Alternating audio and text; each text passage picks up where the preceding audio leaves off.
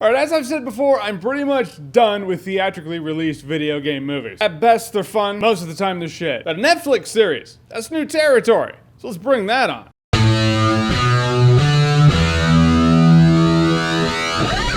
Castlevania Season 1. I just said Castlevania Season 1. That's crazy. So Castlevania is on Netflix. It's only 4 episodes long. 4 25-minute episodes long. Which immediately bummed me out because I saw Season 1 was on. I was like, all right, I'm going to watch Season 1. About what, 10 to 13 episodes? 1 hour long each? Let's do it. Then I saw the running time of the episodes. I was like, oh, okay, so 25 minutes each. 10 episodes. Still feeling good. Then in episode 4, it's like in the Season 1 finale. But basically, the premise is exactly what I heard the premise was going to be. Pretty much a Netflix series of Castlevania based on Castlevania 3 Dracula's Curse. You see Castlevania 3 Dracula's Curse in here, you see some lore from Symphony of the Night, and what they had to do in here is a pretty difficult task. And that is to take an 8-bit video game and create a script around it, and hopefully execute it well in directing. Now Castlevania and Castlevania 3, the Castlevania games have had the story there, but not a script. In terms of dialogue of the characters, nuance, I don't know Trevor Belmont's personality from playing Castlevania 3 Dracula's Curse. What got him on this road? What was his attitude like in the beginning? If you're going off Castlevania 3, it's like it's a Castlevania game with some characters and you have to write the story around it. Creating a story, creating lore for an 8-bit Nintendo game, we've seen it happen before,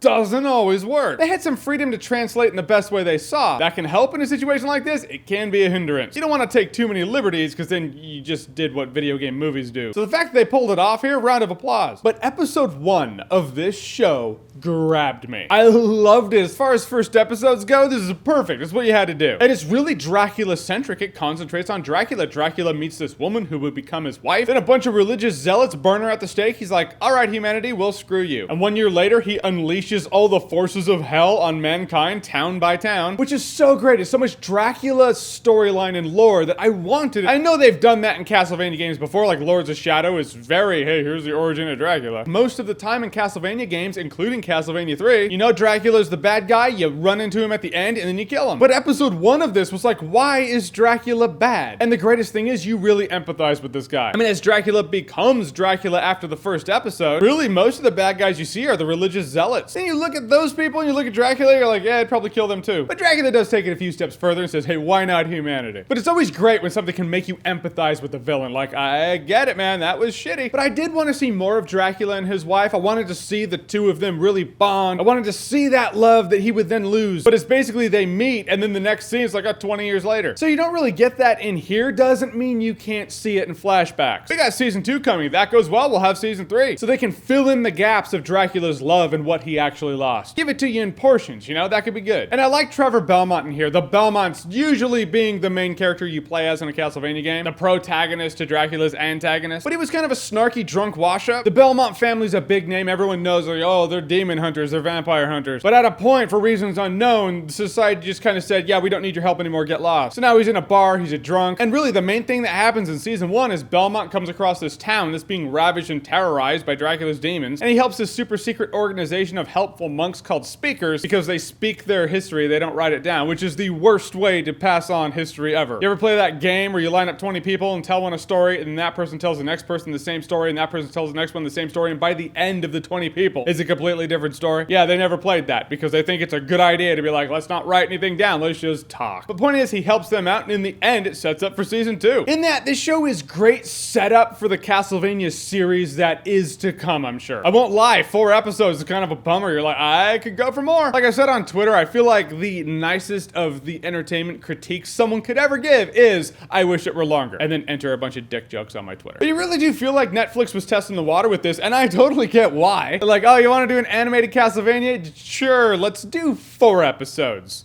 4 half-hour-long episodes. Business-wise, I totally get it, but now that the show is getting praise and people seem to enjoy it, season 2 was supposed to be longer. Great. And before parents go, yeah, I'm totally gonna sit little Timmy down, he would like this. No, it's animated, man, but this is a mature-ass story. Mature story, mature animation. After the whole Dracula thing goes down, you're like, oh, that's violent. And these guys are talking in the bar like, oh, no, Sid, fuck it. You're like, oh. Okay, so bring the adults. Really, though, you look at the potential of what this could be, it really could be the animated Game of Thrones Castlevania story you've probably wanted since Game of Thrones happened. Looks like it's not going to be live action, but I'll take animated because the animation is actually really good. It's crisp, it's clean, and in terms of directing, they use the animation to show imagery that totally parallels what the mood is supposed to be, what's being said. There's one scene where this priest is talking, all you see is his fist while he's talking about these people are mine. It was completely effective. I could have gone for more Dracula though, not just in the beginning. I like it when a show shows both sides of the story, and granted you got Dracula's side in the first episode, but while the shit's going down, is he still racked with grief? Does he have regret? Like when you see an infant baby in the mouth of a demon while the demon's running off with it to eat it, which you do see, is Dracula, is he mournful? Is he sorry? Does he act tough but then go to the picture of his wife and just kind of cry and then make a fist and